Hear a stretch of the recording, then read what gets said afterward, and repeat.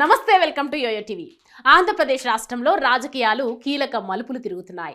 Telangana assembly ఎన్నికల తర్వాత నుంచి ఏపీలో పార్టీలన్నీ అలర్ట్ అయ్యాయి. ముఖ్యంగా అధికార పార్టీ వైసీపీ అభ్యర్థుల విషయంలో కాస్త దూకుడుగా ఉంది. వచ్చే ఎన్నికల్లో గెలిపే లక్ష్యంగా అడుగులు వేస్తోంది.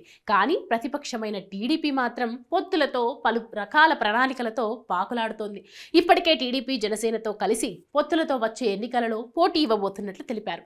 చంద్రబాబు నాయుడు జైల్లో ఉన్న సమయంలోనే పవన్ కళ్యాణ్ రాజమండ్రి సెంట్రల్ జైలు వద్దకు వెళ్లి మరీ జనసేన టీడీపీ పొత్తుతోనే ఈసారి ఎన్నికలలో నిలబడబోతున్నామంటూ ప్రకటించారు. ఈ విషయంపై అటు టీడీపీ కార్యకర్తలు, జనసేన కార్యకర్తలు మాత్రం కాస్త అసహనంతో ఉన్నారు. ఆ సమయంలో ఎన్నోసార్లు అటు బాబు, పవన్ ఇద్దరు కూడా ట్రోల్కి గురి కావడం జరిగింది. అయితే గడిచిన 2 రోజుల కిందట సీట్ల పంపిణీ వ్యవహారంలో ఇద్దరు నేతలు సైతం భేటీ అయినప్పుడు ఫలితం లేకుండా పోయినట్లు ప్రచారం జరిగింది.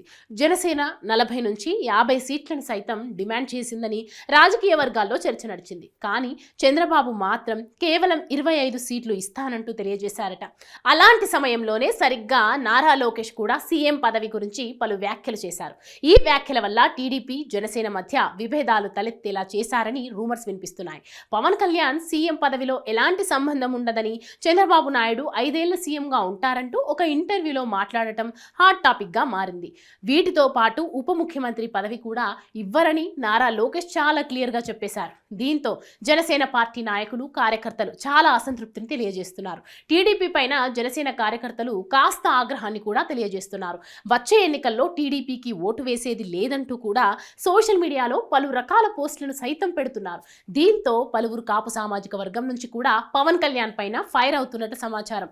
దీంతో పాటు చంద్రబాబు నాయుడు కాంగ్రెస్ పార్టీతో మంతనాలు జరుపుతున్నట్లుగా వార్తలు వినిపిస్తున్నాయి. ఇటీవల కర్ణాటక, తెలంగాణలో కూడా ఆ పార్టీకి మద్దతు ఇచ్చినట్లు సమాచారం. అలా ఇప్పుడు ఒక్కసారిగా చంద్రబాబు నాయుడు, పవన్ కళ్యాణ్ మధ్య విభేదాలు సైతం బయటపడుతున్నాయంటూ పలువురు నేతలు అంటున్నారు. మరి ఇందులో ఎంతవరకు నిజం ఉందనేది తెలియాలంటే అభ్యర్థుల ప్రకటన వరకు ఆగాల్సిందే.